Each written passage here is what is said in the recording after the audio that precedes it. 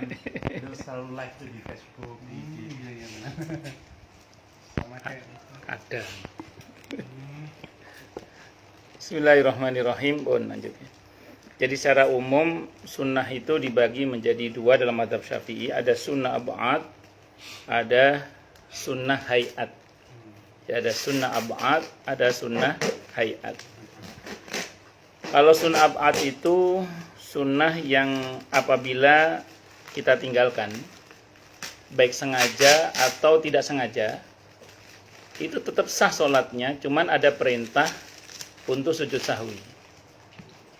Nah, jadi walaupun misalnya kita sengaja meninggalkannya atau lupa meninggalkannya, tetap sah sholatnya, hanya ada perintah untuk sujud sahwi. Andaikan tidak sujud sahwi pun tetap sah sholatnya.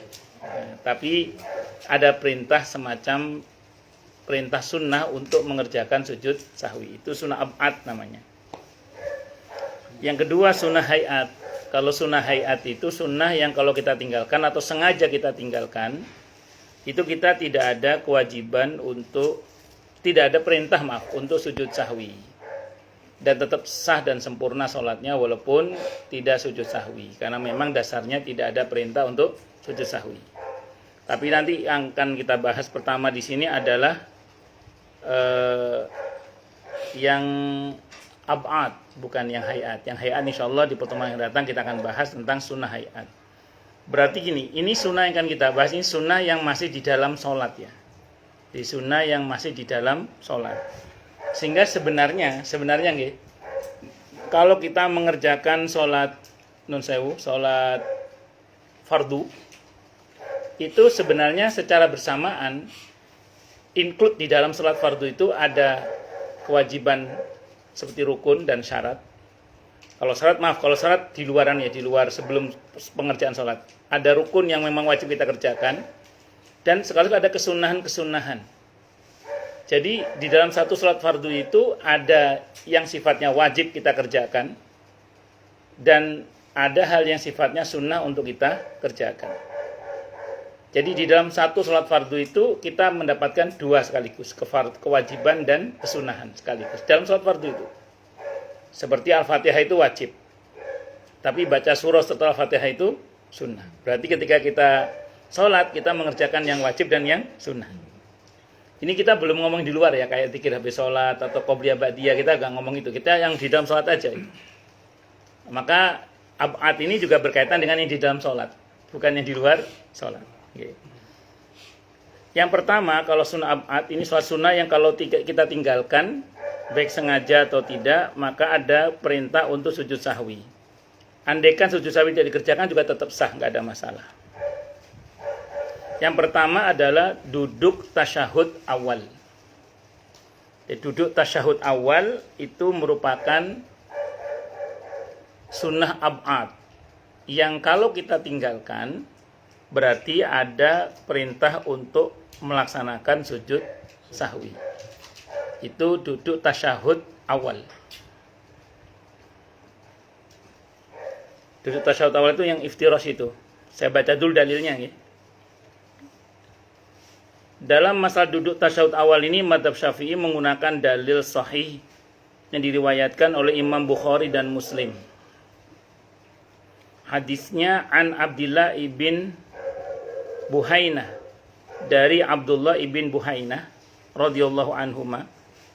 Qala, beliau berkata, "Shalla bina, telah salat bersama dengan kami siapa Rasulullah sallallahu alaihi wasallam az-zuhra, zuhur. Faqala, maka rawi berkata, minas naini walam yajlis." Jadi ketika Nabi itu masuk ke rakaat yang kedua, yang harusnya atau sunnahnya duduk, ternyata beliau nggak duduk tahiyat awal. Ya. Jadi faqala minas naini walam yajlis. Falamma qada salatuhu, maka falamma qada salatahu sajadataini. Maka ketika beliau telah selesai mengerjakan salatnya, beliau sujud 2 kali sujud. Ba'da dzalika, setelah itu, summa salama, kemudian beliau salam. Ini hadisnya dari Al-Bukhari dan Muslim. Saya mau terangkan dulu hadis ini ya. Jadi pernah saat Nabi itu sholat duhur. Ini hadisnya Bukhari Muslim. Ketika rakaat kedua yang harusnya beliau duduk tahiyat awal, beliau nggak duduk tahiyat awal. Nah, kalau tahiyat awal itu rukun, maka Nabi tidak akan sujud sahwi, tapi nambah satu rakaat. Karena satu rukun hilang, itu hilang satu rakaat. Jadi nambah satu rakaat sujud sahwi baru nanti. Jadi ini kita bukan membahas bab sujud sahwi, bukan, tapi sunnah ab'ad. Nanti kalau bab sujud sahwi itu ada sendiri berkaitan dengan kelebihan rakaat atau kekurangan rakaat terus nambah di luar sholat terus sujud sahwi itu ada nanti ketentuannya. Ini kita membahas yang sunnah ab'ad. Saya ulang ya. Nabi pernah kejadian seperti itu. Nah, ternyata kalau merujuk versi riwayat ini begitu selesai sholat Nabi sudah salam itu. Nabi sudah salam. Terus Nabi sujud lagi 2 rakaat, sujud sahwi. 2 kali sujud sahwinya, 2 kali sujud tadi ya. Terus yang kedua langsung salam, nggak pakai tahiyat lagi. Nah, saya mau terangkan, sujud sahwi itu boleh dikerjakan sebelum salam. Jadi begitu innaka hamidum majid itu ya. Anggap kita nggak usah doa yang macam-macam, langsung sujud sahwi. Allahu Akbar, Allahu Akbar, Allahu Akbar, Allahu Akbar, langsung salam karena tahiyatnya udah selesai. Kalau versi riwayat ini setelah salam. Berarti salam dulu Nabi itu, salam dulu. Assalamualaikum warahmatullahi wabarakatuh. Assalamualaikum warahmatullahi wabarakatuh. Begitu salam, baru Nabi sujud sahwi. Allahu Akbar, Allahu Akbar, Allahu Akbar. Terus langsung duduk, langsung salam. Gak pakai tahiyat lagi. Versi yang riwayat ini. Jadi sujud sahwi itu boleh dikerjakan sebelum salam, boleh dikerjakan setelah salam. Pertanyaannya baca apa Ustaz pas sujud sahwi? Sependek yang saya baca sih, dalam beberapa riwayat yang saya baca lah, itu memang saya belum pernah temukan bacaan khusus. Ada ulama yang mengatakan ya sudah kalau nggak ada bacaan khusus baca seperti sujud biasa aja. Subhanallah ala boleh, tidak apa-apa. Ada sebenarnya ulama yang membaca tasbih, intinya tasbih yang sama. Subhanaman la yanamu wa la yasmu atau subhanalladzi la yanamu wa la yasmu. Nggak usah baca, nggak apa-apa, nggak usah baca. Yang penting sujud sahwi, 1 duduk iftirash, baca Rabbi firli boleh, diam aja juga nggak apa-apa, ini sunnah kok. Terus sujud lagi, duduk langsung salam. Itu sujud sahwi. Jadi saya ulang, sujud sahwi bisa dikerjakan sebelum salam, bisa dikerjakan setelah salam. Versi yang riwayat yang ini setelah salam. Ya, karena menggunakan fi'il madhi dan falamma qadha, maka ketika beliau sudah selesai mengerjakan salatnya, beliau sajadataini ba'da dzalika summa sallama. Bahkan pernah Nabi itu sujud sahwi itu sudah di bawah pohon kurma. Jadi pernah salat beliau itu harusnya 4-5 beliau salatnya itu. Terus sahabat nyamperin beliau, ya Rasulullah tadi 5 sholatnya. Betul ya Rasulullah. Akhirnya beliau sujud sahwi di bawah pohon itu. Nah, dan beliau tidak nyuruh jamaah untuk jamaah sujud sahwi karena cukup imam. Karena sudah keluar dari masjid. Itu seperti itu. Oh, Nabi pernah lupa, harus pernah lupa Nabi. Kalau nggak pernah lupa nanti dituhankan. Kata Nabi, saya tidak pernah lupa, tapi dibuat lupa oleh Allah.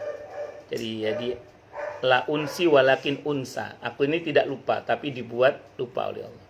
Supaya kalau umatnya punya kasus yang sama, itu ada contohnya juga. Itu. Kalau kita kan sering gitu. Itu. Nah, ini sujud sahwi ini. Nah, jadi iftiros. Nah, sering kasus di sholat itu gini. Maaf ya. Jenengan misalnya harusnya duduk. Kan sunnahnya rakaat kedua itu duduk iftiros, duduk tahiyat awal nggih. Tiba-tiba udah terlanjur berdiri nih. Kan harusnya kan tahiyat. Begitu sujud tahu-tahu udah berdiri nih. Berdiri. Oh, maaf. Berdiri. Nah, berdiri. Terus bingung. Ini gimana nih? Duduk lagi apa? Karena terlanjur berdiri kan? Nah, itu kalau kata para ulama gini. Kalau kita, saya contohnya aja karena takut kena lama lagi. Jadi kalau misalnya kita berdiri gini, baru gini, artinya lebih dekat ke duduk daripada berdiri, maka duduk kembali. Duduk kembali, tahiyat awal kita. Tapi kalau antara berdiri dan duduk lebih dekat ke berdiri, begini misalnya, teruskan saja. Nanti sujud sahwi udah. Misalnya gini Ustaz, kita udah berdiri, terus lupa nggak tahan awal, terus duduk. Sependek yang saya ngaji fikih, batal. Kenapa batal? Karena meninggalkan yang wajib demi yang sunnah. Kan berdiri itu wajib itu. Nah sementara duduk tahiyat awal itu sunnah. Jadi meninggalkan yang wajib demi yang sunnah itu batal. Nah, saya pernah di suatu masjid itu imamnya gara-gara nggak tahiyat awal berdiri dengan makmumnya heboh. Subhanallah, subhanallah. Kalau imam yang ngaji fikih terus bablas. Kalau yang non saya pendek yang saya pahami, kalau yang kurang luas ngaji fikihnya memang bisa bingung gitu. Nunggu tapi ya gitu. Kalau duduk sebagian ulama mengatakan batal. Nah, karena dianggap meninggalkan yang wajib. Nah, kalau saya sebagai makmum, begitu imamnya batal ya saya munfarid. Saya memisahkan diri dari imam itu, saya selesaikan salat itu sendiri. Ya, jadi misalnya non saya imamnya kok tahiyat awal umur duduk, wah, berarti ini batal ini menurut pemahaman fikih saya ya. Karena batal ya sudah saya munfarid. Saya memisahkan diri dari imam itu, saya salat sendiri. Nah, menyelesaikannya sendiri itu namanya munfarid atau mufaraqah. Nah, itu ini contoh kasus fikihnya gitu diantaranya, okay? Baik, kita teruskan lagi. Tadi duduk tahiyat awal termasuk sunnah ab'ad. Okay. Berikutnya termasuk sunnah ab'ad adalah membaca tasyahud awal. Tadi duduknya, sekarang bacaannya. Nah, bacaannya at-tahiyatul mubarakatuh sholawatut thayyib sampai syahadat. Nanti sholawat sendiri itu. Jadi tasyahud sampai tahiyat sampai syahadat itu sunnah ab'ad sendiri. Nanti sholawatnya itu sunnah ab'ad sendiri. Nah, gitu ya. Jadi duduknya itu sunnah ab'ad sendiri, terus tasyahudnya itu sunnah ab'ad sendiri, terus sholawatnya itu sunnah ab'ad sendiri. Tiga sunnah ab'ad itu. Ya. Boleh dikatakan sunat ab'ad itu mendekati wajib gitu ya? Mirip seperti itu, tapi tidak sampai membatalkan sholat. Kan ada hal-hal dalam sholat itu yang kalau kita tinggalkan bisa batal, seperti rukun. Makanya kalau rukun itu tidak kita kerjakan, itu satu rakaat hilang berarti. Contoh. Pernah ada seorang imam itu lupa duduk di antara dua sujud. Duduk di antara dua sujud itu rukun. Jadi sujud cuma sekali, langsung berdiri. Nah, berarti kan hilang satu rukun hilang itu.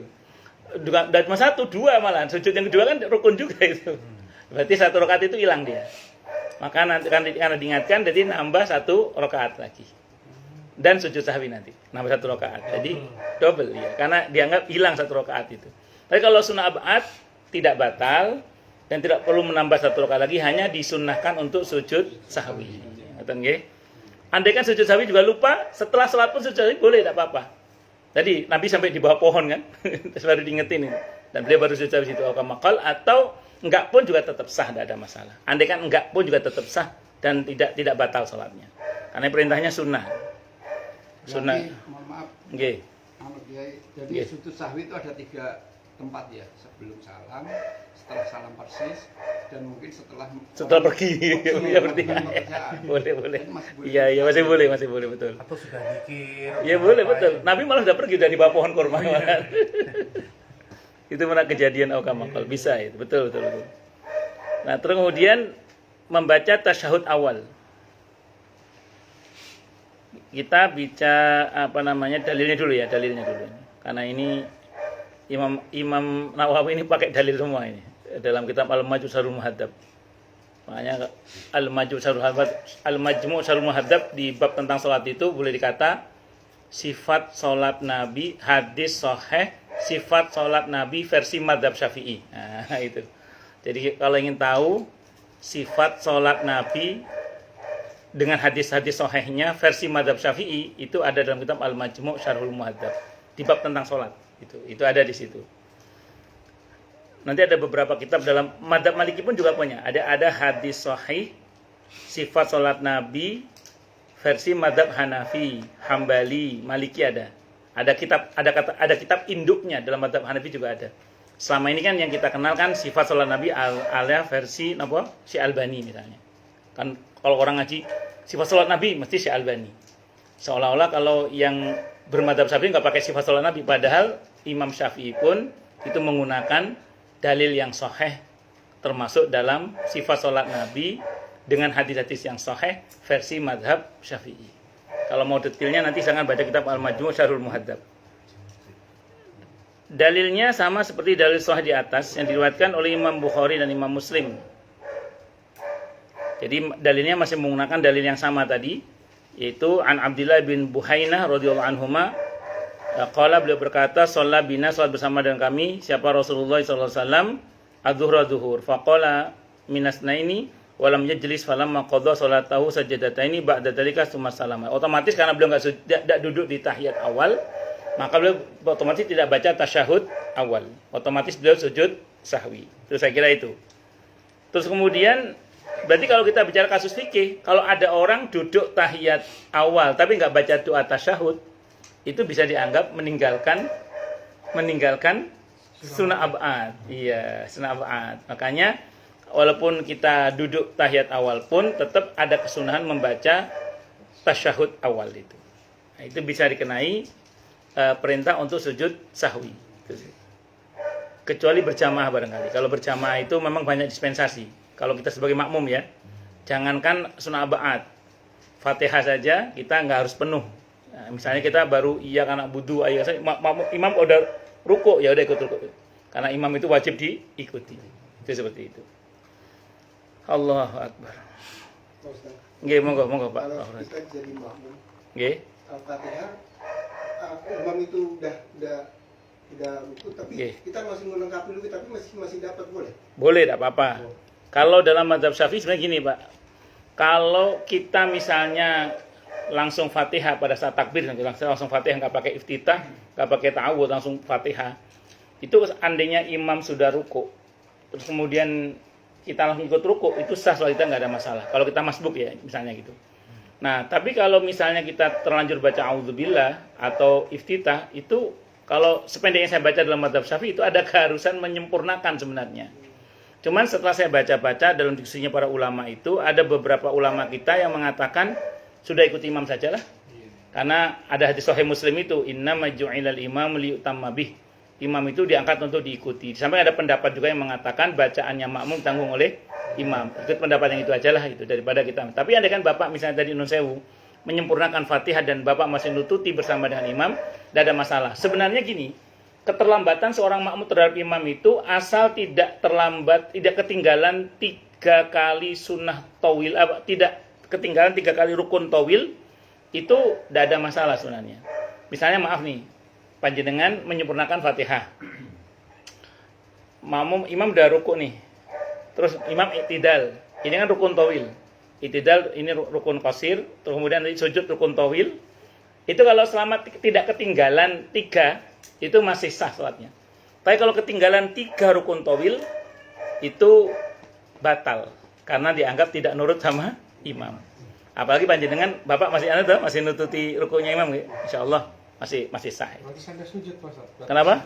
Rukun tawil itu sampai sujud ya? Iya, sampai enggak. Rukun tawil 3 kali, itu kan jadi 3 kali. Ruku itu rukun tawil. I'tidal rukun qasir. Sujud tawil. Iftiras itu qasir. Nanti sujud lagi lah, itu tawil lagi. Iya. Berarti kalau udah ketinggalan banget itu kan. Kalau menurut saya kalau ada makmum imam sudah gerak banyak, dia agak ikut itu membangkang menurut saya.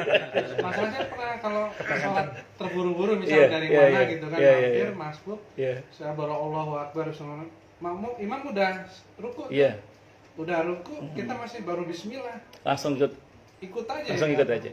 Ya. Kalau saya pribadi gini, iya, saya kan kalau dalam mazhab Syafi'i yang saya pahami ya, begitu kita masuk jamaah takbir Allahu Akbar, tahu-tahu imam kita langsung Bismillahirrahmanirrahim, kan kita nggak pakai ta'awudz, nggak pakai iftitah, langsung Bismillahirrahmanirrahim. Tahu-tahu imam ruku, kalau saya langsung ikut ruku. Iya, saya hitung satu. Iya, hitung satu. Iya, betul. Karena tidak ada kewajiban menyempurnakan. Moga Pak sabar. Nggih. Nggih.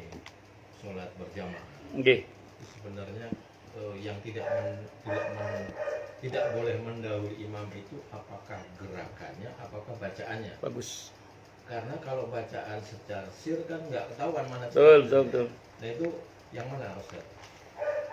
Sependek yang saya pahami, yang dibahas dalam sholat berjamaah itu tidak boleh mendahului imam dalam rukun fi'li, rukun perbuatan. Kalau rukun qauli, dalam hal ucapan itu kita boleh mendahului imam. Contoh misalnya sholat sirriyah ya, yang kayak zuhur asar, imam belum Fatihah, kita sudah selesai Fatihahnya, malah bablas sampai surah-surahnya sudah selesai kita. Terus kita tahiyat, kita sudah innaka hamidum majid, imamnya belum innaka hamidum majid, tidak ada masalah. Nah, jadi kalau rukun qauli kita mendahului imam tidak ada masalah.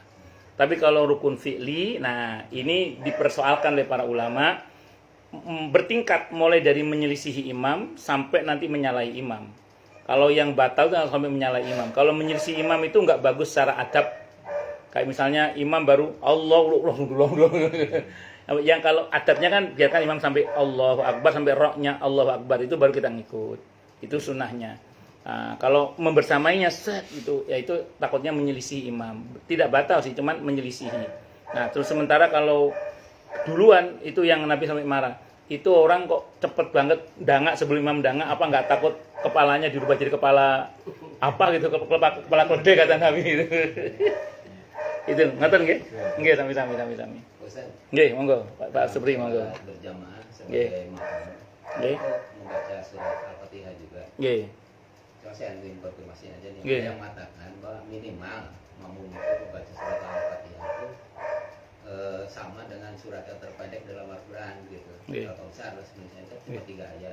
Nggih. Daripada full terus nggak keburu, yang minimal baca 3 ayat. Gitu. Nggih. Betul atau gimana tuh? Bisa betul, bahkan kalau dalam mazhab Syafi'i, kalau memang kita sudah, bahkan kita andaikan maaf sebagai makmum kita baru baca Bismillahirrahmanirrahim saja misalnya, terus karena itu imam kok kemudian ruku, udah ikut imam saja, tidak ada masalah. Nah, karena kita sudah baca bagian dari suratul Fatihah, apalagi bapak sampai baca 3 ayat misalnya, boleh banget, tidak ada masalah, boleh banget. Itu seperti itu, betul, tidak ada masalah. Pokoknya kalau dalam sholat berjamaah banyak keringanan-keringanan. Untuk makmum ya, untuk makmum banyak keringanan-keringanan. Artinya kalau dibiasakan seperti itu. Betul, tidak ada masalah. Ya, itu seperti itu. Terus kemudian termasuk dalam sunnah ab'ad dalam mazhab Syafi'i adalah membaca sholawat untuk Nabi kita Muhammad sallallahu alaihi wasallam. Di tasyahud awal ya, di tasyahud membaca sholawat Nabi di tasyahud awal. Begitu juga dengan membaca sholawat Nabi pada tasyahud awal, ini termasuk sunnah ab'ad. Kalau di tasyahud akhir membaca sholawat, kalau dalam mazhab Syafi'i wajib. Ya, yang pertama saja Allahumma sholli ala sayyidina Muhammad itu yang wajib. Kalau dalam mazhab Syafi'i. Kalau dalam tasyahud awal membaca Allahumma sholli ala sayyidina Muhammad itu sunnah ab'ad. Kalau di tasyahud akhir wajib. Karena bacaan tasyahud dalam mazhab Syafi'i itu dari at-tahiyatul sampai syahadat. Nah, karena nanti ada pendapat yang mengatakan sampai syahadat. Ada pendapat yang mengatakan sampai syahadat. Kalau dalam mazhab Syafi'i sampai sholawat. Mohon maaf, sampai sholawat. Itu yang wajib. Hadisnya Bukhari Muslim juga ini hadisnya.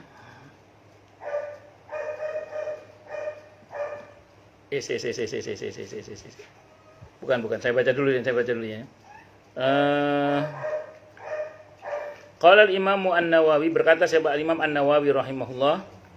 Maaf, ini perkataan Imam Nawawi ya. As-sahih yang sahih indal ashabi menurut pengikut ulama-ulama mazhab Syafi'i. Indal ashab menurut ulama-ulama mazhab Syafi'i, tusra'u membaca sholawat di tahiyat awal itu termasuk hal yang disyariatkan. Di annahu qu'udun syuri'a fi at-tasyahudu fa syuri'a fi as-salatu ala nabi sallallahu alaihi wasallam. Kata Imam Nawawi ya, karenanya duduk di tasyahud awal itu disyariatkan. Demikian juga tasyahudnya, maka bersolawat pun di dalamnya juga disyariatkan. Kal qu'udi fi akhir shalah, sebagaimana duduk di akhir salat. Jadi karena tasyahudnya disyariatkan, maka otomatis membaca sholawat pun juga disyariatkan dalam hal ini. Ini ada dalam kitab Al-Majmu' Syarh Muhadzab juz 3 halaman 460. Itu penjelasan Imam Nawawi ya. Jadi menurut al-ashab itu menurut ulama-ulama Syafi'iyah maksudnya. Jadi menurut ulama-ulama Syafi'iyah yang sahih, bersalawat itu masuk dalam syariat yang disyariatkan sebagaimana paketnya tasyahud dan duduk tasyahud. Jadi duduk tasyahud disyariatkan, membaca tasyahudnya itu disyariatkan, termasuk salawatnya pun juga disyariatkan sebagaimana yang tahiyat akhir itu diwajibkan duduknya, tasyahudnya diwajibkan, salawatnya pun juga diwajibkan. Itu kata Imam Nawawi mengutip pendapat para ashabus Syafi'i ya, yaitu ulama-ulama yang bermadzhab Syafi'i atau Syafi'iyah. Itu dalam kitab Al-Majmu' Syarhul Muhadzab juz 3 halaman 460. Termasuk dalam kategori sunnah ab'ad dalam mazhab Syafi'i adalah membaca doa kunut subuh. Kunut subuh. Iya, sunnah ab'ad dalam mazhab Syafi'i. Dalam mazhab Syafi'i ini sunnah ab'ad. Dalam masalah doa kunut subuh ini, mazhab Syafi'i menggunakan dalil sahih yang diriwayatkan oleh Imam Ahmad, Imam Ad-Daruqutni, Imam Al-Baihaqi dengan sanad yang sahih. Redaksinya Anas dari Anas ibn Malik radhiyallahu anhu, qala beliau berkata, anna nabiyya sungguhnya nabi kita Muhammad sallallahu alaihi wasallam qanata syahron. Beliau pernah kunut selama sebulan, yad'u alaihim summa taraka. Beliau berdoa kepada Allah atas mereka yang didoakan dalam kunut nazilah itu ketika beberapa sahabat Nabi dibantai itu. Summa taraka, kemudian beliau meninggalkannya, setelah sebulan beliau meninggalkannya. Tapi yang tinggalkan ini kunut apa ini? Kunut nazilah. Ya, saya ulang. Yang tinggalkan kunut nazilah. Lanjutan hadisnya. Fa amma fi subhi, ini yang ngomong siapa? Anas ibn Malik radhiyallahu anhu. Fa amma fi subhi, maka adapun dalam salat subuh, falam yazal, maka beliau tidak pernah tinggal. Yaqnutu kunut hatta faraqad dunya, hingga beliau meninggalkan dunia. Sampai beliau wafat. Ini hadisun sahihun, hadisnya sahih. Rawahu jama'atun, telah meriwayatkan hadis ini sekelompok ahli hadis minal hufaz, dari pangan para al-hafidh, wa sahahuhu, dan mereka mensahihkan hadis ini. Makanya gini, kan kalau di Bulughul Maram, hadis tentang kunut subuh itu kalau kata Ibnu Hajar, catatan kakinya, dhaifun jiddan, hadisnya lemah sekali. Kata Ibnu Hajar. Tapi di dalam kitab Al-Adhkar An-Nawawiyah, Imam Nawawi itu bab kunut subuh, beliau mengatakan hadis tentang kunut subuh itu indana sahih, menurut kami sahih. Dan ternyata beliau mengutip hadis dari Anas bin Malik radhiyallahu anhu. Ini hadisnya riwayat Al-Jamaah. Jamaah itu sekelompok ahli hadis, dan ini yang meriwayatkan juga para hufaz. Para hufaz itu al-hafidh, termasuk misalnya Al-Hafidh Ibnu Hajar Al-Asqalani, kan gelarnya Al-Hafidh, Ibnu Katsir itu Al-Hafidh, dan banyak termasuk Abu Nuaim itu juga Al-Hafidh, banyak gelarnya Al-Hafidh itu. Dan dalam penjelasan kitab Al-Majmu', para hufaz itu mensahihkan hadis ini. Makanya beliau dalam kitab Al-Adhkar An-Nawawi beliau mengatakan hadis tentang kunut subuh itu sahih. Nah, sekarang gini ya, ini harus saya akui dulu ya bahwa ini perkara khilafiyah di antara para ulama. Khilafiyah itu maksudnya gini ya, ini sudah selesai dibahas dan hasilnya nggak selesai gitu ya. Nah, cuman saya gini, saya pernah membaca catatan beberapa kawan-kawan di Muhammadiyah misalnya. Saya menghormati pendapat ini ya, tapi saya pernah baca. Dan beberapa tulisan kawan-kawan yang tidak sepakat dengan kunut subuh, itu rata-rata kalau yang levelnya ustadz terutama ya, itu membantahnya pakai dalil kunut nazilah. Yang levelnya ustadz, kalau levelnya ulama nanti saya terangkan. Jadi rata-rata membantahnya itu pakai dalil kunut nazilah. Padahal kunut nazilah dengan kunut subuh itu beda. Makanya di dalam fikih sunnah Said Sabiq sekalipun, itu ada bab kunut nazilah, ada bab kunut subuh. Makanya kalau yang level ulama yang saya tahu, itu kalaupun ada yang tidak sepakat dengan kunut subuh, itu membantahnya nggak pakai kunut nazilah, tapi pakai dalil yang lain. Ada diskusinya panjang lah riwayatnya. Tapi secara umum kalau kita menganggap kunut subuh itu tidak benar dilakukan hanya karena kita menggunakan dalil kunut nazilah, karena itu nggak tepat. Karena bab kunut nazilah itu ada sendiri, bab kunut subuh itu ada sendiri. Kalau hadis ini sorih, tidak hanya sahih, sorih itu cetowelo-welo. Nah, kata sahabat Anas, dan adapun untuk sholat subuh, jadi beliau memisahkan dari kasus yang pertama yaitu kunut nazilah. Maka adapun untuk kunut subuh, Nabi tidak pernah meninggalkannya hingga beliau meninggalkan dunia ini. Ini hujahnya mazhab Syafi'i. Hujahnya apa mazhab Syafi'i? Kalau nanti ada hadis yang dikutip dalam mazhab Hanafi tentang seorang anak yang bertanya kepada bapaknya, "Pak, apa betul Nabi dulu kunut?" Ai muhdas ya bunayya, itu bid'ah itu. Ada yang mengatakan begitu kan? Itu hadis itu diskusinya panjang itu, dibahas, dikupas oleh para ulama mazhab Syafi'i. Ya intinya kalau Imam Syafi'i membantahnya ini lemah hadisnya. Itu seperti itu. Jadi singkat kata singkat. Tapi ini saya ulang ya, kita nggak usah berkeras-keras. Yang salah yang nggak sholat subuh itu. Tapi saya terangkan bahwa dalam mazhab Syafi'i itu ada hujahnya. Nah, lalu bagaimana kalau misalnya kita menjadi makmum bagi imam yang tidak kunut subuh? Ya tidak apa-apa. Cuman kalau di Nihayatuz Zain, maaf saya mau bahas fikihnya dulu ya. Rumusnya gini berjamaah itu. Apa yang sah untuk dirinya, sah untuk makmumnya. Jadi kalau memang imamnya termasuk yang bermadzhab tidak ada kunut subuh misalnya gitu ya, ya sudah. Berarti untuk kita yang ikuti imam itu tidak kunut subuh pun juga nggak ada masalah. Karena yang sah buat dia sah buat. Cuman saya baca dalam kitab Nihayatuz Zain. Nihayatuz Zain itu karya Syekh Nawawi Al-Bantani rahimahullah. Beliau termasuk ulama yang bermadzhab Syafi'i dan masuk dalam Tabaqat Syafi'iyah. Dalam Nihayatuz Zain itu saya pernah ngaji, kalau kata Syekh Nawawi gini, kalau kita bermakmum kepada imam yang tidak kunut subuh, maka dianggap imam itu lupa. Maka karena lupa nanti begitu imam salam kita disunahkan untuk sujud sahwi. Itu kalau kata Syekh Nawawi Al-Bantani. Nah, saya setelah ngaji-ngaji karena saya bermadzhab Syafi'i ya. Kalau imam saya tidak kunut subuh, saya teringat tentang gini, untuk kunut subuh itu ada bacaan penggantinya. Itu Rabbana atina fid dunya hasanah wa fil akhirati hasanah wa qina adzabannar. Jadi kalau imam saya tidak kunut subuh, pas saya i'tidal itu sambil Rabbana walakal hamdu fil samawati wa mil ardi wa mil masyitam syai'badu, terus biasanya saya tambah Rabbana atina fid dunya hasanah wa fil akhirati hasanah wa qina adzabannar. Jadi tanpa saya sadari saya sudah melaksanakan pengganti kunut subuh. Sendiri ya. Umur kok jenengan nggih. Baca kunut sendiri. Oh, ngoten nggih. Tapi cepat langsung. Nggih. Lek kula baca itu Rabbana atina fid dunya hasanah, itu doa pengganti kunut subuh. Ya, karena saya bermadzhab Syafi'i dan saya meyakini sunnah ab'ad, makanya saya tetap membaca tapi dengan doa pengganti. Nah, tapi ya jangan ribut loh nggih. Dia asujat Enggak bikin gaduh. Enggak jangan bikin gaduh nggih. Itu seperti itu. Pokoknya ya begitulah, tapi maksud saya ini jangan dikira terus dalam mazhab Syafi'i enggak punya dalil gitu maksudnya.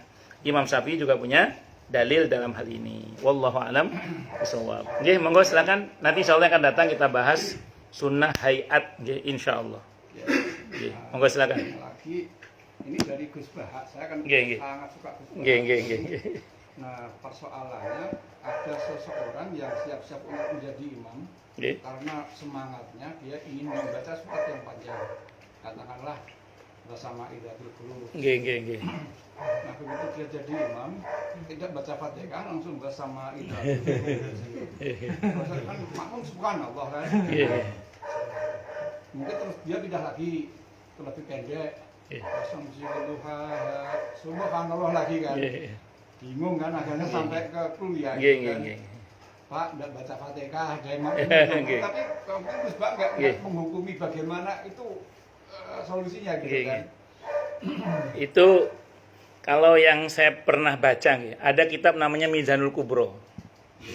Mizanul Kubro itu basisnya sih Hanafi yang saya tahu, tapi juga ada beberapa pendapat para ulama yang lainnya. Itu ada pendapat dalam mazhab Maliki, Pak. Dalam mazhab Maliki itu kalau imam diingatkan dengan subhanallah nggak sadar juga, itu makmum boleh ngomong. Tapi jangan panjang-panjang ngomongnya.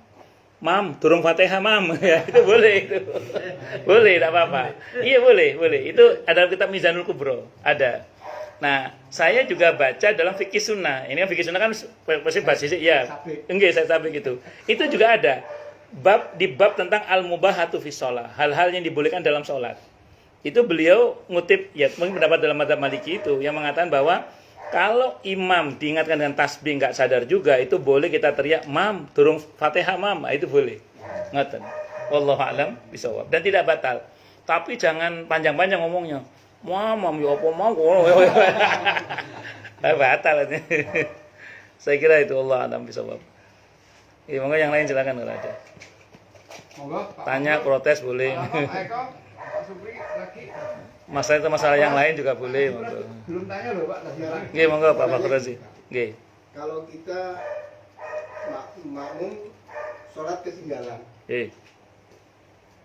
terus yang ikut jamaah itu udah apa namanya, kita ketinggalan udah sujud, terus Yeah. kita ikut sujud, Yeah. itu dapat berapa rakaat? Bagus.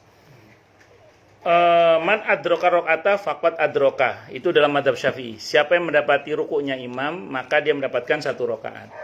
Berarti kalau makmum masbuk tadi tidak mendapati rukuknya imam, berarti dia tidak mendapatkan 1 rakaat. Nggak kehitung, Bang. Yang nggak hitung. Nah, di dalam kitab Faraidul Bahiyah itu ada pembahasan begini. Ada kitab usul fikih itu ya. Faraidul Bahiyah itu ada bahasan begini. Bagaimana seandainya makmum baru rukuk, terus tiba-tiba nggak sempat nututi tumakninah bersama imam, imam itidal. Jadi nututi rukuk tapi nggak sempat tumakninah karena imam keburu itidal. Itu dapat 1 rakaat atau tidak? Itu ulama beda pendapat. Ada yang mengatakan kalau tidak betul-betul yakin dia tidak mendapat tumakninah bersama dengan imam, maka dia tidak dapat 1 rakaat.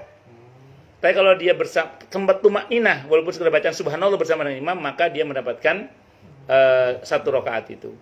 Maka kalau syak, kalau kita ragu, ya udah anggap kita hilang 1 rakaat, nambah 1 rakaat aja. Nah, kalau sujud tadi berarti sudah kehilangan 1 rakaat. Wallahu a'lam bishawab. Dimenangkan oleh keyakinan. Keyakinan, betul, tidak salah. Gini, ada kaidah usul fikih itu gini, dalam kaidah itu gini. Sihhatul ibadati bima fi dzannil mukallaf. Sahnya ibadah itu dikembalikan kepada persangkaan kuat seorang mukallaf. Jadi saya kalau jenengan yakin tadi nggak dapat tumanina, ya sudah berarti nambah 1. Tapi kalau jenengan misalnya yakin enggak kok saya dapat kok, ya sudah menangkan yang yakinnya itu, menangkan yang don persangkanya tadi. Tapi ini berbeda dengan muamalah. Kalau muamalah itu ada rumus sihatul muamalati bima fi nafsil amr. Jadi sahnya muamalah itu kembali pada pokok persoalannya. Contoh ya, saya punya kawan seorang ustadz di Pulau Gebang saat itu, ada anak SMP Pak Haji, nenteng ayam. Ditanya oleh ustadz itu, mau dibawa kemana Tong? Mau dijual Pak Ustadz. Mana saya beli? Ya udah ini dibeli sama ustadz itu 100.000. Selang berapa waktu ada bapak-bapak toleh. Nyari apa Pak? Ayam saya belum pulang-pulang ustadz katanya. Dijual. Ternyata itu ayam yang dia beli itu ayam. Nah, berarti walaupun tadi persangkaannya itu ada ayam si anak itu, tapi kemudian terbukti nafsul amarnya bahwa ini bukan ayam si anak tadi, ternyata ayam curian. Sementara dalam fikih muamalah termasuk sahnya jual beli adalah yang menjual itu harus miliknya sendiri. Ternyata itu terbukti bukan milik si anak itu kan, barang colongan. Berarti maka batal akad jual belinya itu. Yang sah adalah ayam itu harus dikembalikan kepada pemiliknya. Yang si bapak itu ya cari aja anak itu ketemu apa. Itu seperti itu. Makanya hati-hati kalau jenengan jual beli di pasar bekas itu apa namanya, pasar Loa itu. Saya ingat kiai saya, Pak Haji. Kiai saya itu di setelah THR Surabaya itu daerah apa namanya? Sanes Kenjeran Pak Haji. Kan THR nggih itu ada pasar nopo namanya? Pasar Gembrong ta nopo namanya? Nggih, nopo namanya? Banyak pasar Loa, tapi yang setelah itu, setelah THR Makam Pahlawan di daerah Gubeng terus itu loh. Ya, itu daerah sana lah pokoknya nggih. Ada lampu itu, lampu yang tua itu. Tapi cuma 1, kata kiai saya. Ini berapa harganya ini? Sekian Pak Kiai itu. Kok cuma 1? Ya, bisa 2 Pak Kiai, tapi inden, tunggu dulu katanya. Kapan adanya lagi?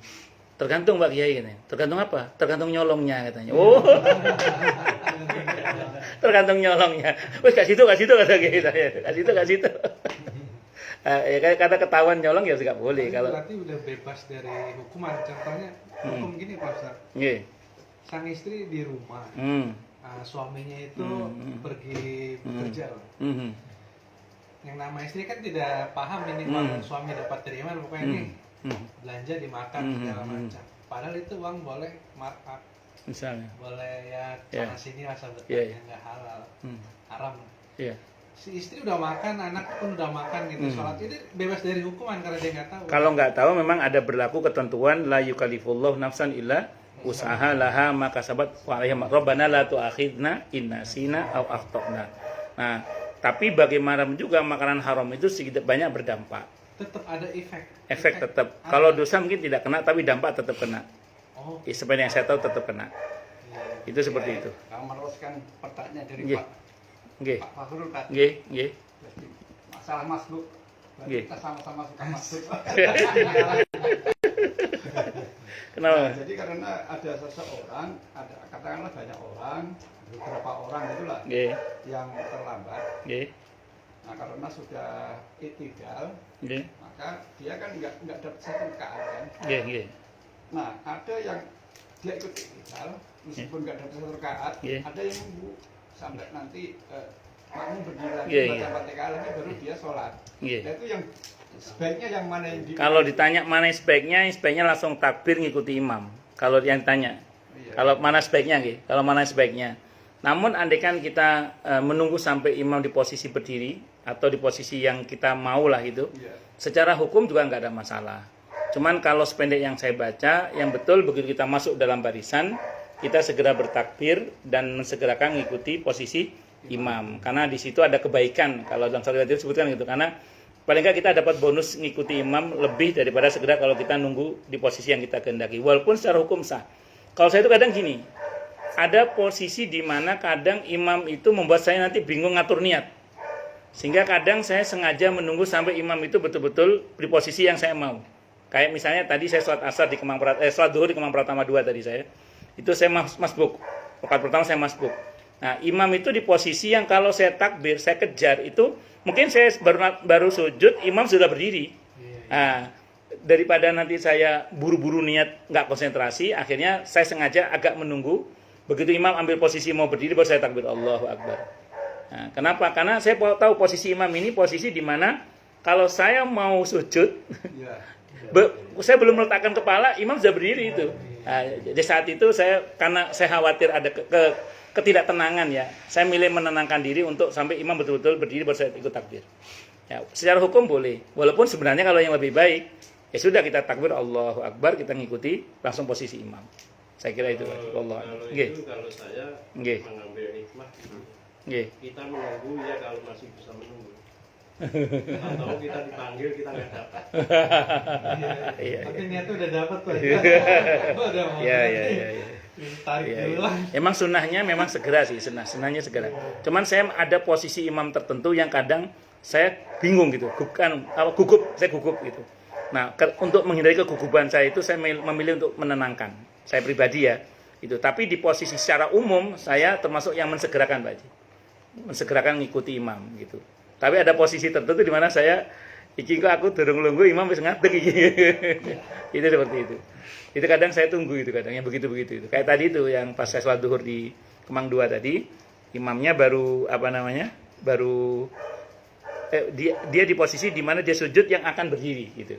Nah, jadi ini kalau saya takbir, saya kemudian mengikuti imam, saya belum sempurna sujud, dia pasti sudah begini itu. Ya masuk tuh balik tengah jalan ini. Itu kadang saya gugup itu. Nah, daripada saya gugup, saya tenangkan dengan nunggu imam berdiri. Dan itu sebentar kok. Tapi di posisi yang secara umum, saya termasuk yang mensegerakan. Ya, dari Pak Tri termasuk hikmah, di antara hikmahnya mungkin itu di antaranya. Wallahu a'lam bishawab. Nggih.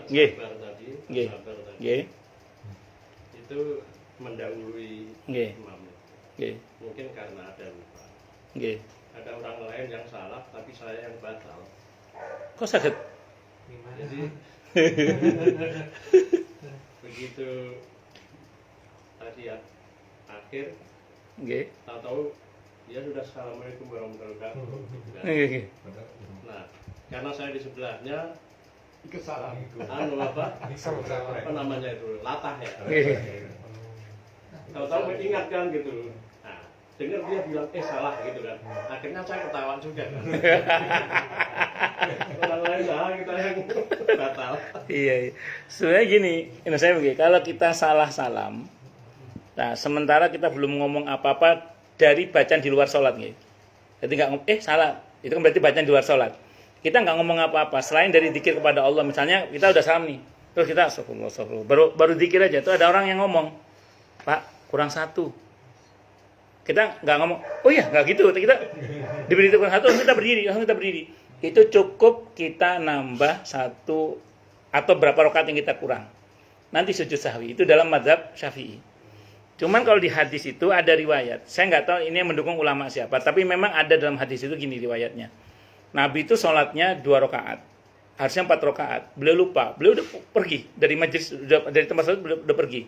Dikejar oleh seorang sahabat namanya Dzul-Yadain. Ya Rasulullah, jenengan tadi 2 rakaat sholatnya, apakah dikosor? Kata Nabi, enggak. Apakah Anda lupa? Enggak juga. Tapi tadi Anda cuma 2 ya Rasulullah. Terus beliau konfirmasi kepada sahabat, betul kata dia, benar ya Rasulullah. Nabi balik lagi. Begitu balik, Nabi hanya nambah 2 rakaat sisanya, sujud sahwi. Nah, kalau pakai hadis ini, walaupun kita sedang ngomong Pak Haji, tinggal lanjutkan sisanya saja. Dan nanti sujud sahwi berarti, ngaten. Wallahu a'lam bishawab. Ngaten. Nggih, monggo, Pak. Nggih. Terkadang saya melihat ini Nggih. ada orang yang telat. Nggih. Mengenai yang tadi lagi. Nggih. Entah dia baca niatnya atau enggak, tapi langsung loh mengikut. Nah itu kan berarti kalau pikiran Oke. Bagus. Saya termasuk oke. Saya gini. Jadi saya sering temukan beberapa orang itu biar gampang takut aneh. Imam misalnya sudah sujud ya. Iya. Dia langsung ambil posisi Allahu Akbar langsung gini kan? Iya, oke. Kalau saya pribadi, mungkin Pak Haji sama atau yang lain sama. Kalau saya gini, saya takbir Allahu Akbar, baru saya sujud. Oke, kalau saya gitu. Saya mau terangkan dulu gini ya fikihnya. Saya itu pernah bertanya ke orang yang begitu itu. Memang ada hadis Nabi yang mengatakan kalau mengikuti imam, segera takbir dan langsung ikut posisi imam. Cuma, ini kan satu hadis ya. Bukan tradisi para ulama mengambil satu hadis langsung langsung diambil kesimpulannya. Sehingga kemudian kita mempraktekkan begitu takbir langsung posisi begitu takbir langsung tidak segera langsung posisi apa? Posisi imam. Itu bertentangan dengan hadis tentang bahwa salat itu permulaannya adalah takbiratul ihram, akhirnya adalah salam. Pertanyaan saya gini sama mereka itu yang melakukan itu, pertanyaan saya. Itu jenengan langsung takbir Allahu Akbar dan ambil posisi imam, pertanyaan itu takbiratul ihram atau takbir intikal? Itu pertanyaannya. Takbir intikal itu takbir perpindahan. Pertanyaan itu. Kalau Anda tekadkan itu sebagai takbiratul ihram, mestinya sih sambil berdiri kan? Sunnahnya kan sambil berdiri. Nah, ini kok langsung posisi apa?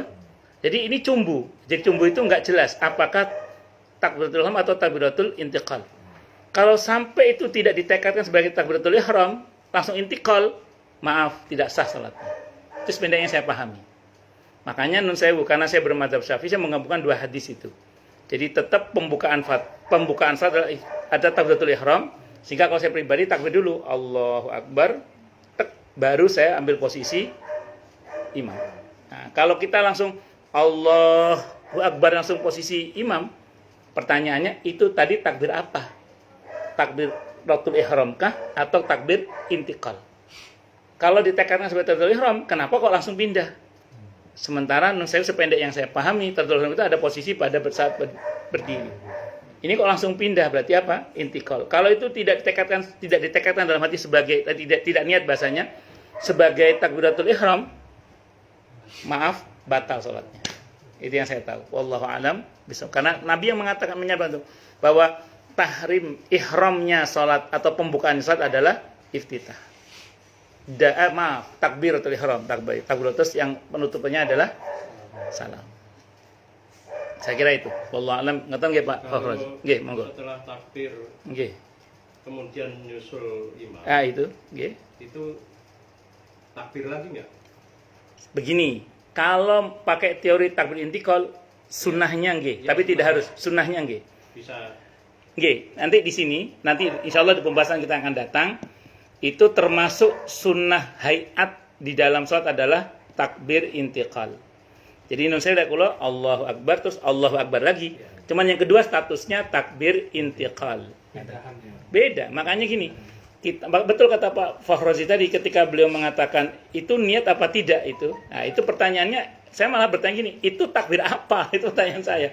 Itu takbiratul ihram kah atau takbir intikal tadi itu? Itu seperti itu. Wallahu a'lam bishawab. Mungkin ada yang satu pertanyaan lagi yang tutup. Ada Ustaz. Nggih, monggo.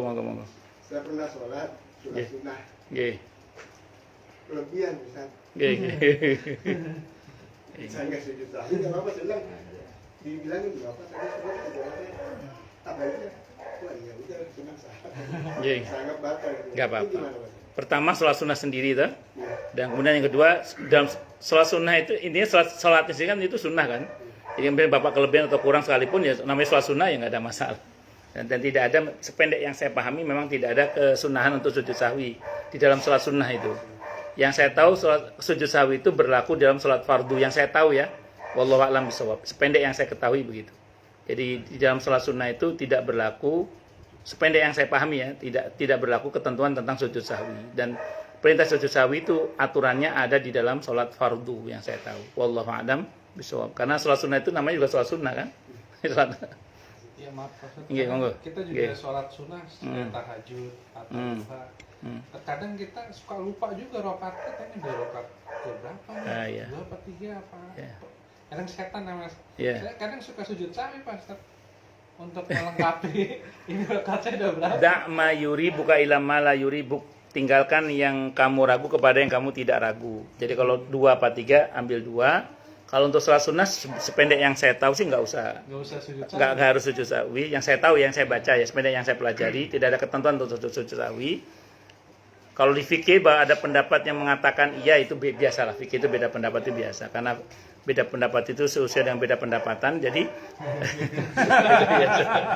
nah, jadi Bapak tidak memang cukup kemudian Bapak ambil yang terkecil itu, yang terkecil. Dan andaikan pun Bapak ambil yang terbanyak dalam sholat sunnah juga nggak ada masalah. Kan sholat sunnah itu sebenarnya kita kelebihan atau kekurangan rakaat itu nggak ngaruh kepada hukum sholat itu sendiri. Karena sholat itu sendiri hukumnya sunnah itu sendiri. Seperti itu. Wallahu a'lam bishawab. Nggih, monggo. Saya pernah jadi imam di rumah. Nggih. Baca surat yang panjang tapi Pak istilahnya nggak sampai habis, itu langsung kita potong langsung istilahnya ruku gimana? Tidak ada masalah. Jadi kalau seandainya kita baca surah tertentu, baru ayat yang kesekian kita lupa dan tidak ingat dan tidak ada yang mengingatkan juga, misalnya kita langsung ambil ruku, tidak ada masalah. Wallahu a'lam bishawab. Baik, Bapak-bapak. Satu lagi kali. Nggih, monggo. Nggih, monggo. Jadi pikiran. Bayar loh, Pak. Setiap sholat itu kan ada niatnya ya. Nggih. Bilang misalnya usholi kan. Nggih. Tapi ada yang mengatakan kamu kan niat dari rumah misalnya keluar ke masjid, misalnya mau sholat asar. Begitu masuk ke masjid nggak usah usholi lagi, langsung aja takbiratul ihram. Apa betul seperti itu? Ada pendapat itu, tapi itu tidak dalam mazhab Syafi'i. Ada pendapat itu ada memang.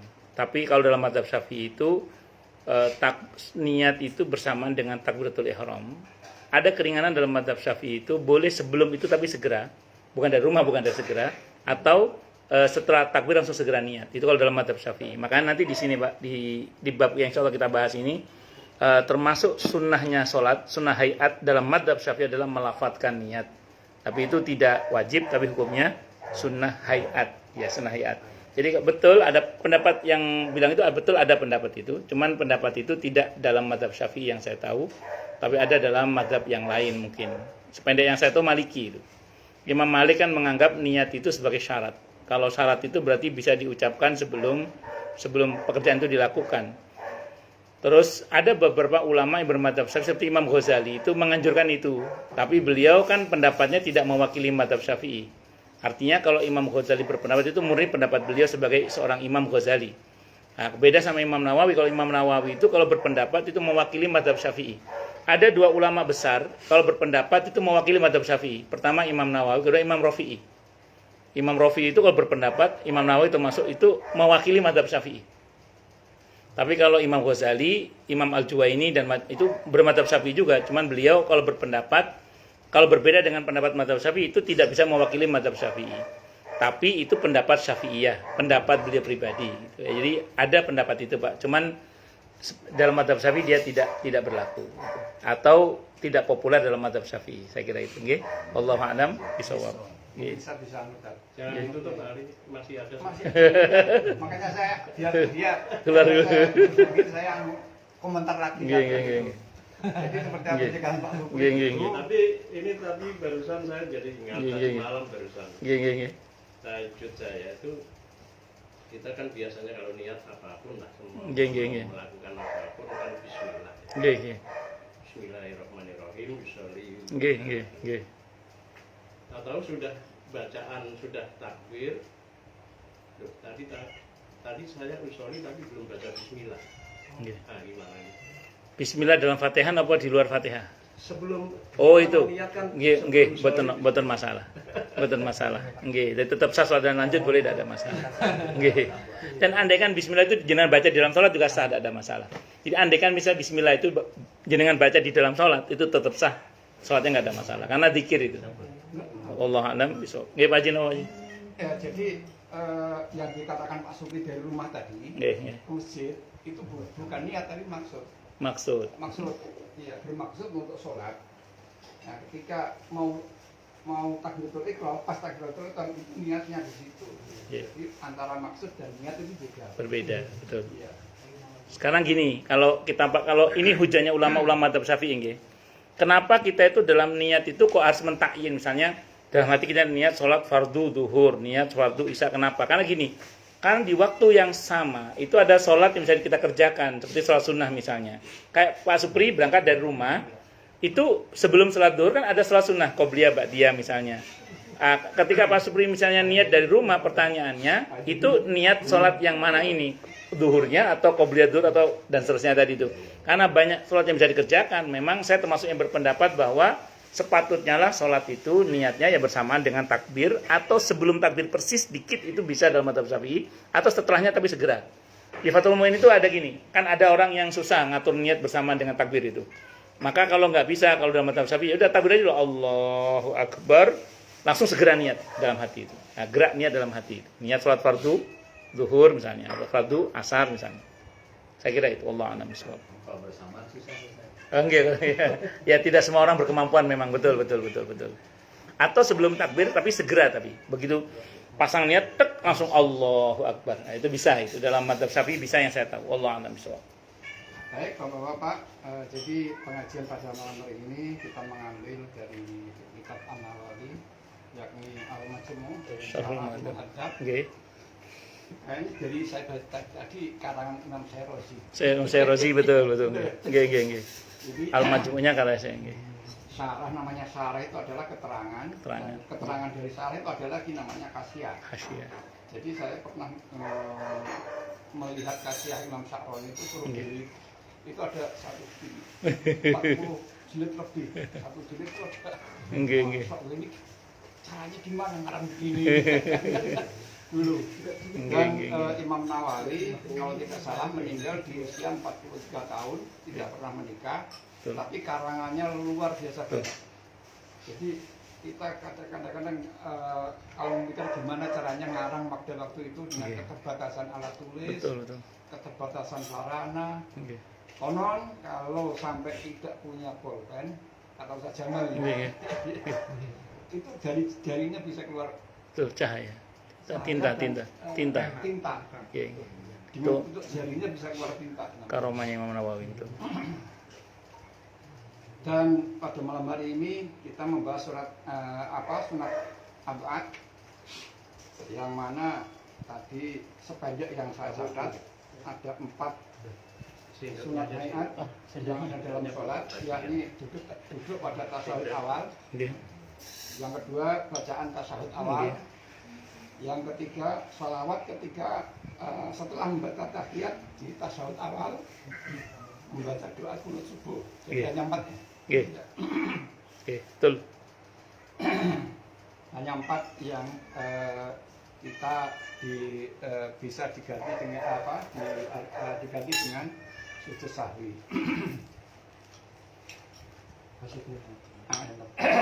Wah, besok aja saya mau tanya nggak jadi.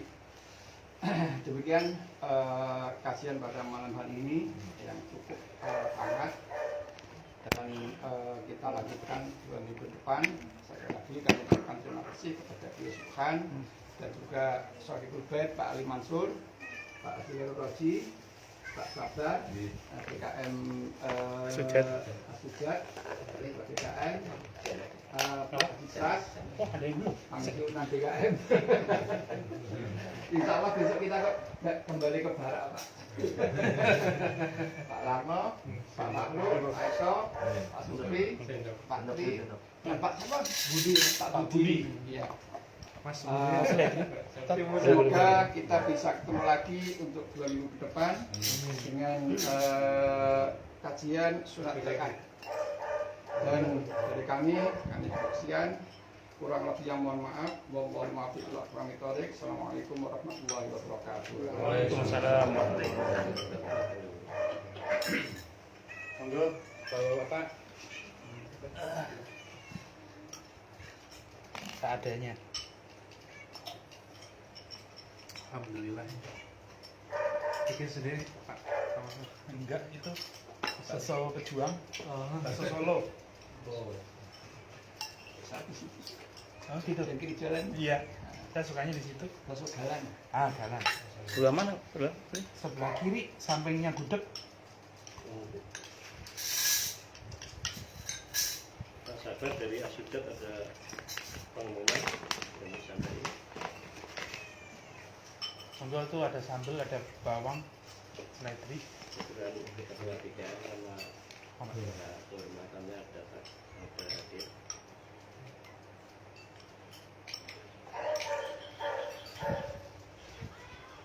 Belum ada.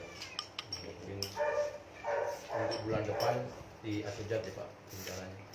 Insya Allah. Insya Allah. Insya Allah. Siap Pak. Sebulan ke depan, bukan 2 minggu. Bulan depan kan ada. Bulan depan lah. Awal bulan depan. Atau ada yang mau ketempatan di rumahnya? Begitu ya Pak Tri? Itu Iya. Siapa yang belum? Jadi kalau bisa ada silaturahimnya. Mas sekarang boleh.